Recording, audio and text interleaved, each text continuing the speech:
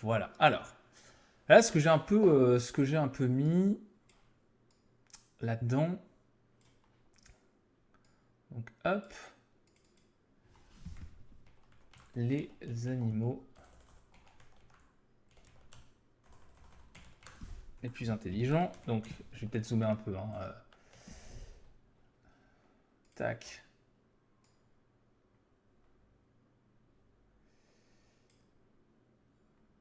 Et ici, ce qu'on peut mettre...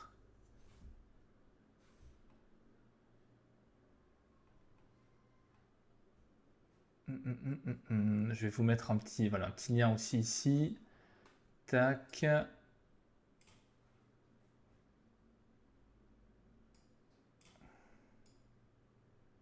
Ah, je vais y arriver. Tac. Hop.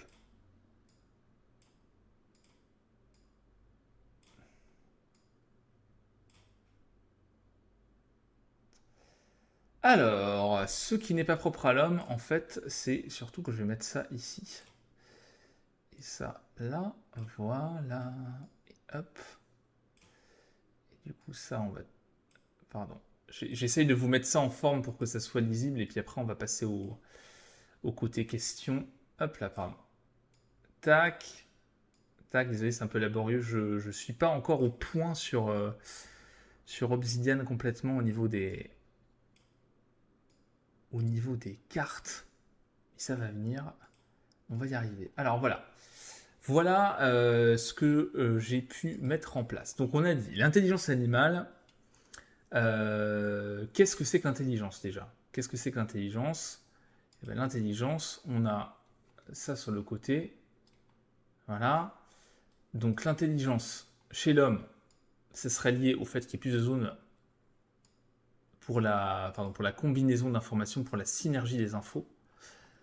Et l'intelligence, c'est traiter les infos pour résoudre des problèmes complexes adaptés à des adaptabilité du comportement à des situations nouvelles. Ok.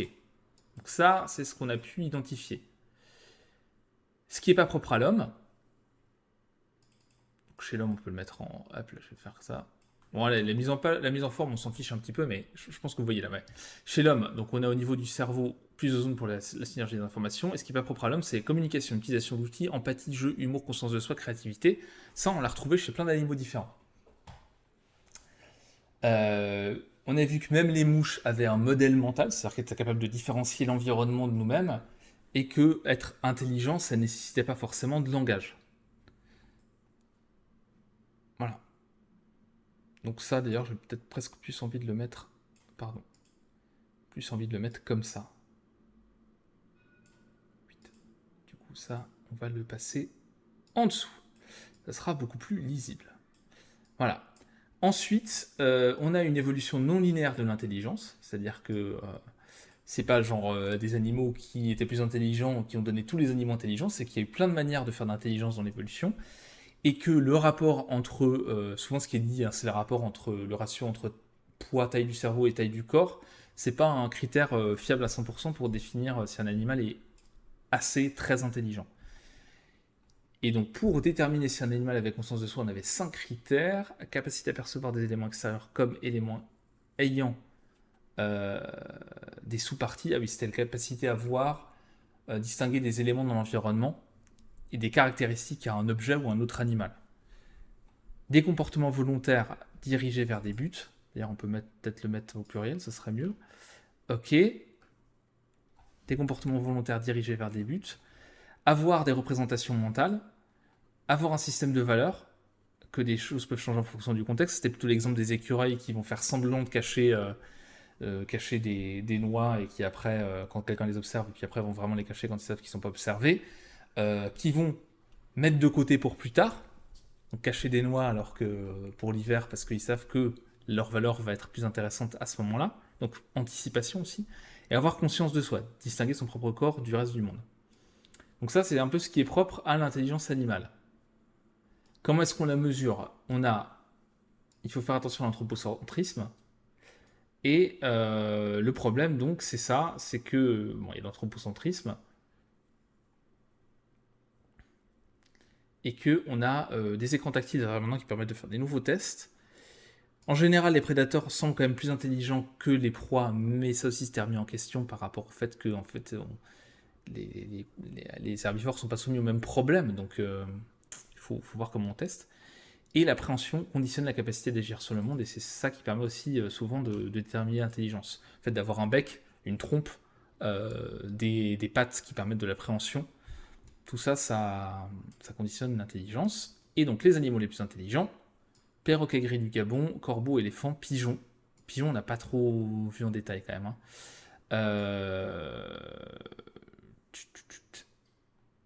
Dauphin, pieuvre, poulpe et les grands singes. Bon, c'est pas mal. Ça manque un peu d'illustration et tout, mais c'est pas si mal. Alors, maintenant, ce que je voulais faire, moi, c'était aller voir le quiz. C'est-à-dire faire un petit peu des petites questions et réponses. Alors, comme ça, en fait, alors pourquoi je fais ça? L'idée, c'est donc d'explorer un peu dans ce format-là, c'est d'explorer un peu. Oh, j'avais pas vu les follow, merci pour les follow. Je crois que les annonces sont. Enfin, je vérifie parce que les annonces sont pas toutes activées, en fait, les alertes, pardon, et je crois que j'ai loupé des alertes. Donc désolé, parce que Angela Julie, c'était pas le cas en début de live, donc merci pour le follow, merci pour les nouveaux follows, ceux qui ont follow. Donc l'idée, c'est de regarder des vidéos, des articles un peu sur un sujet pour en apprendre plus. Ensuite, j'essaie de faire une carte un petit peu en même temps. Alors, j'améliorerai au fur et à mesure, il faut que je mette des images et tout ça, mais il faut que je fasse un peu mieux, mais bon, c'est premier test. Et ensuite, l'idée, c'est de créer des questions. Une des manières de retenir les infos, c'est de se tester.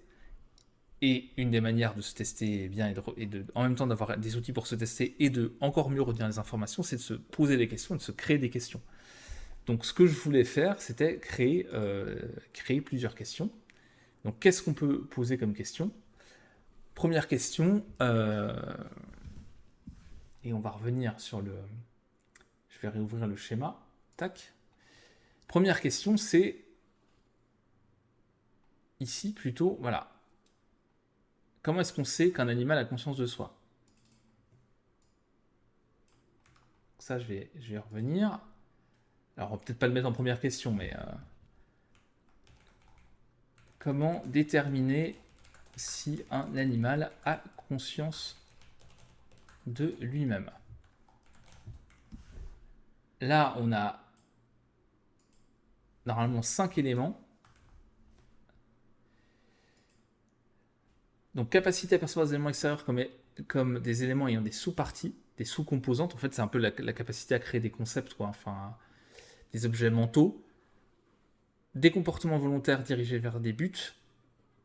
Un système, avoir des représentations mentales. Avoir un système de valeurs.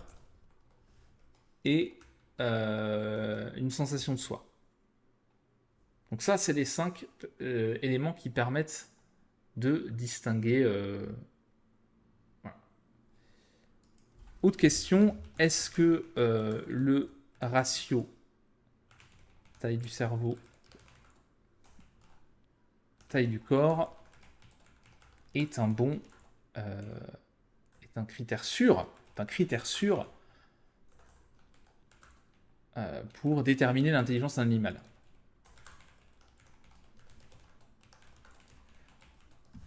La réponse, c'est non. Non, ce n'est pas suffisant, même si ça peut donner des indications.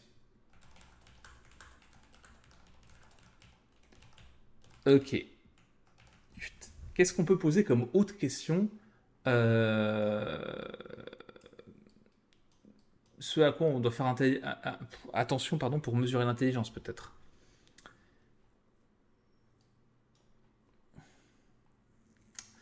Bah, par exemple,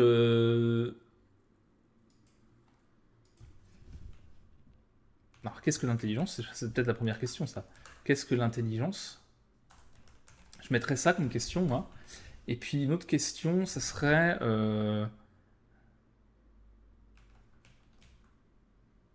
faut-il faire attention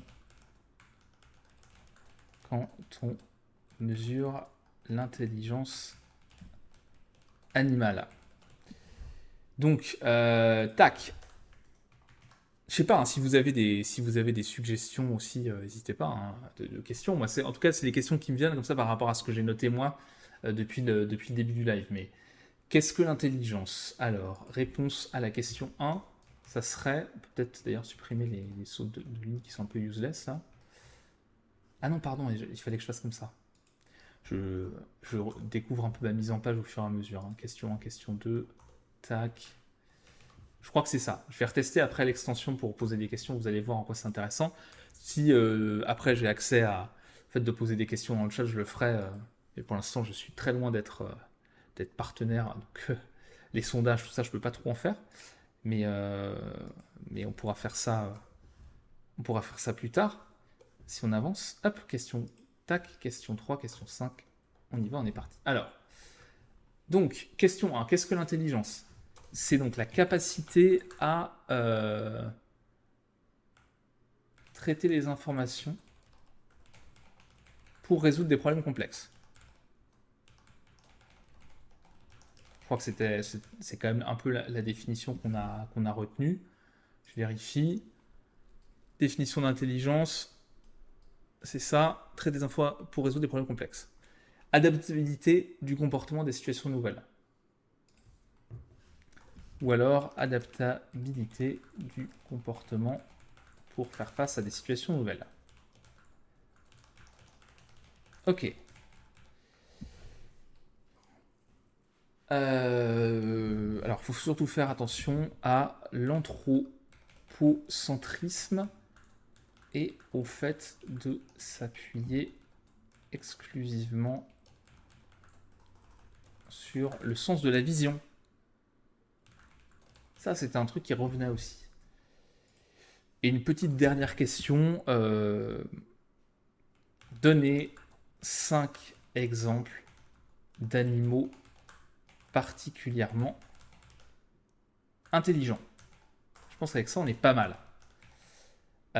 On est pas mal avec ces 5 éléments. Alors, on a mis quoi? On va mettre l'éléphant, la pieuvre, le perroquet gris, c'est ça? Le perroquet gris du Gabon, je crois que c'est ça. Je vérifie. Le perroquet gris du Gabon. Le corbeau. Le corbeau et les grands singes. Allez, on va mettre les dauphins, on va mettre 6 du coup, comme ça on est pas mal. Donner 6 exemples. Et d'ailleurs, il manque un S à exemple.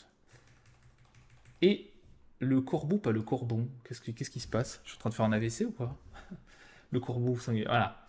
Et alors là, normalement, si tout fonctionne bien, je peux me quiz.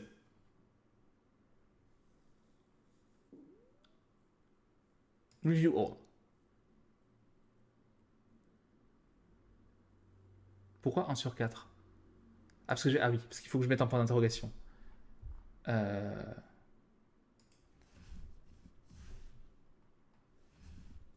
Pouvez-vous donner 6 exemples d'un animal intelligent? Voilà, et là, ça va fonctionner. Ok. Donc, 5 questions. Qu'est-ce que l'intelligence? Vous voyez, en fait, l'idée, c'est un peu de se tester. Je ne sais pas si je peux zoomer sur le... Si je peux zoomer, là? Non, je ne peux pas zoomer. Vous voyez, en fait, on a posé des questions.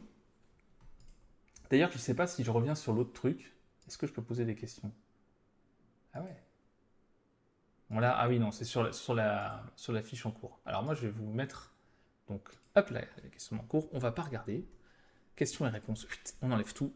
Et on est parti. À quoi faut-il faire attention quand on mesure l'intelligence animale? Donc, si je retiens bien ce qu'on a dit aujourd'hui, là, je me pose tout de suite les questions.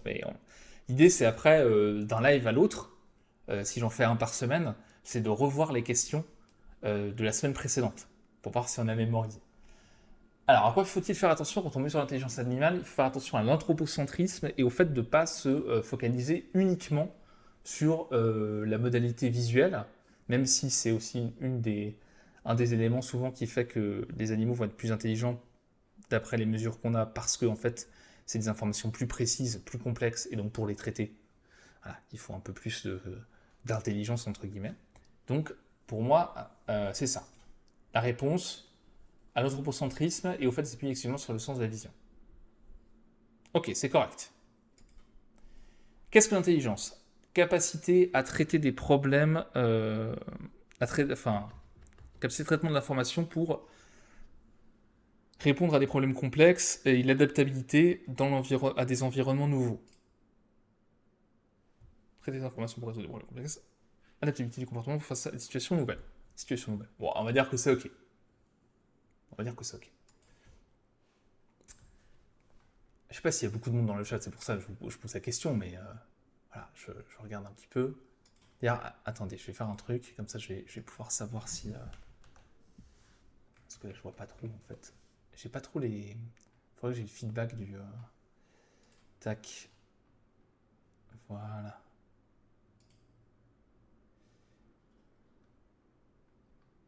On a combien? Ouais, voilà. Donc, hop. Alors, qu'est-ce qu'on a comme... Je reviens.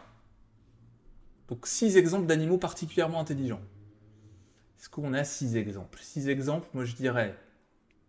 Donc, le perroquet gris du Gabon, les dauphins, les éléphants... Qu'est-ce qu'on avait d'autre? Poulpe, pieuvre,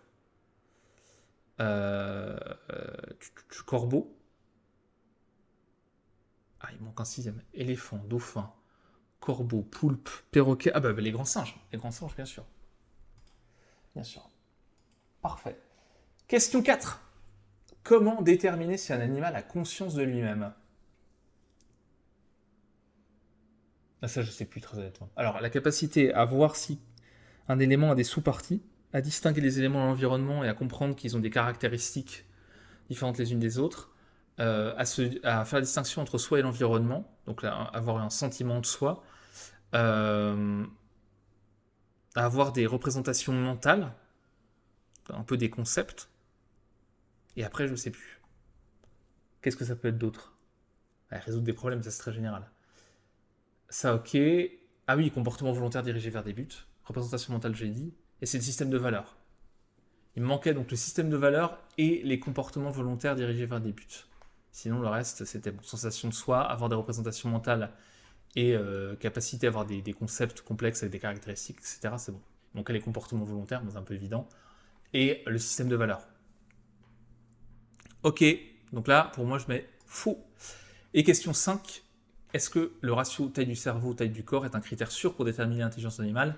Non, ça aide un peu, mais ça veut rien dire parce que si à ce compte-là, le rat serait méga intelligent par rapport à l'éléphant. Si j'ai bien retenu les exemples d'aujourd'hui. Let's go.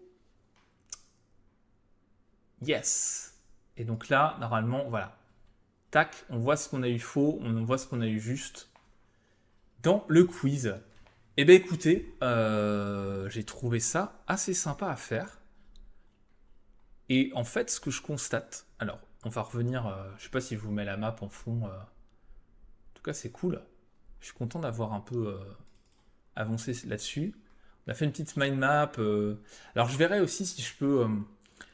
normalement il y a une fonction, alors c'est par abonnement, mais où on peut publier les notes Obsidian. J'aimerais bien pouvoir publier pour pouvoir rendre le truc accessible après à tout le monde. Au fur et à mesure que je fais ces lives-là, on va voir. Pour l'instant, je ne vais pas résoudre le problème tout de suite, mais l'idée c'est un peu ça, c'est aussi de donner accès aux sources et à la mind map et au quiz à tout le monde, comme ça, après c'est cool quoi. En tout cas, on va revenir un petit peu en... Tac. Voilà, comme ça. Je vais mettre un petit peu de musique pour finir ce live. On va se mettre un peu de... Qu'est-ce qu'on va se mettre comme musique pour finir ce live? Un petit peu de... Music, tiens, hop là, voilà, un peu de rock. Let's go.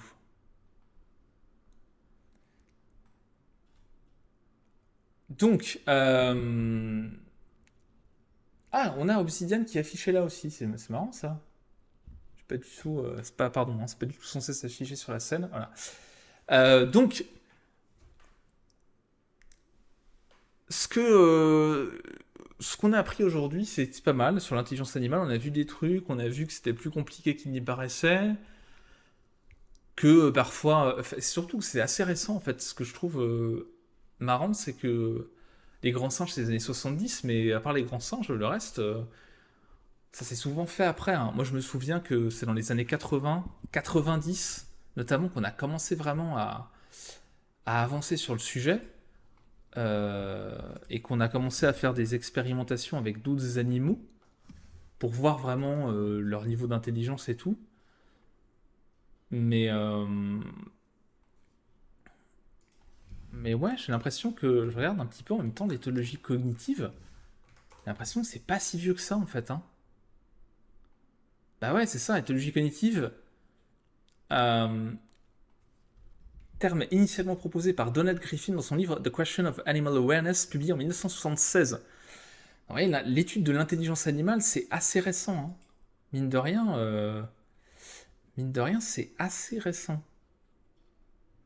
Je trouve ça assez ouf que ça soit si récent ça. Bref, mais en tout cas, on a vu pas mal de choses. Je trouve que la petite sélection de vidéos, elle était pas si mal que ça. Les articles aussi, c'est chouette. Et en fait, ce que je constate, c'est que assez vite, on fait le tour du truc, quoi. En prenant pas mal de sources, assez vite, on voit des trucs qui ressortent. Et on n'a pas besoin de regarder des reportages pendant des heures pour avoir une bonne idée de... En tout cas, sur des sujets comme ça, des éléments principaux. Sachant que moi, j'avais quelques notions un peu là-dessus, mais que sur d'autres sujets, au fur et à mesure, on aura peut-être moins de notions. En tout cas, ouais, c'est chouette. Moi, l'idée, c'est d'explorer des sujets que je connais peu, voire pas, au fur et à mesure, et d'apprendre des trucs. Moi, j'adore apprendre des trucs. Donc, si aussi vous adorez apprendre des trucs, n'hésitez pas à rejoindre ces sessions.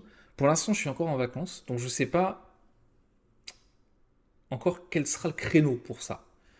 Je pense quand même plutôt partir sur soit sur du week-end, pardon, soit sur de la fin de journée, début de soirée une fois par semaine, en tout cas une fois par semaine sur ce format-là. Et puis voilà, en plus de la revue de psychologie positive, je pense que ça sera pas mal. Et on va améliorer au fur et à mesure la fluidité du live, les interactions, les manières de rendre le truc un peu plus visuel, le partage d'infos post-live et tout. Mais en tout cas, je suis assez content de... En tout cas, moi, je me suis amusé à le faire, donc je trouve ça sympa. Donc on va s'arrêter là pour cette session. Je crois qu'on a été quand même... on s'est fait un petit 2h30 quand même, ça me donne une bonne idée aussi du temps que ça prend. Ouais, 2h30. Donc on s'arrête là pour aujourd'hui. Et puis on va se retrouver dès demain matin, probablement vers 9h, pour la revue de psychologie positive, désormais hebdomadaire. On reste sur le jeudi pour l'instant, jeudi matin. On est en vacances, donc on commence pas trop tôt, on y va tranquille. Mais dès la fin août, ça reviendra en horaire un peu plus précoce, probablement vers 8h du mat, voire peut-être un peu avant si j'y arrive. Essayer de se lever un peu plus tôt. Donc dès demain, on continue avec la revue de psychologie positive, donc vers 9h je pense, et puis la semaine prochaine, on se refait une session d'InfoQuest, de quête d'infos comme ça sur un sujet, et le prochain sujet que j'ai préparé, qui est déjà prêt, j'en ai un d'avance, c'est le multilinguisme, le fait d'être polyglotte, comment ça fonctionne, est-ce que c'est un truc vraiment particulier, incroyable? Est-ce que ça a des avantages? Est-ce que ça n'a pas d'avantages? Comment est-ce qu'on fait pour apprendre des langues de manière efficace? Qu'est-ce qui fait que certains ont plus de facilité que d'autres, etc. J'ai fait une petite curation de contenu, j'ai listé un peu des vidéos qui m'ont l'air intéressantes, que j'ai encore une fois pas regardé, que je découvrirai avec vous, quelques articles aussi. On va voir ça ensemble. Donc moi je vous dis à demain pour la revue de psychologie positive, et ensuite je vous redonnerai la date la semaine prochaine pour une nouvelle itération de ce format sur la recherche d'infos sur un sujet particulier. Voilà. Je remercie tous ceux qui sont passés sur le live, qui sont restés, et ceux qui vont voir donc là la vidéo de replay sur YouTube.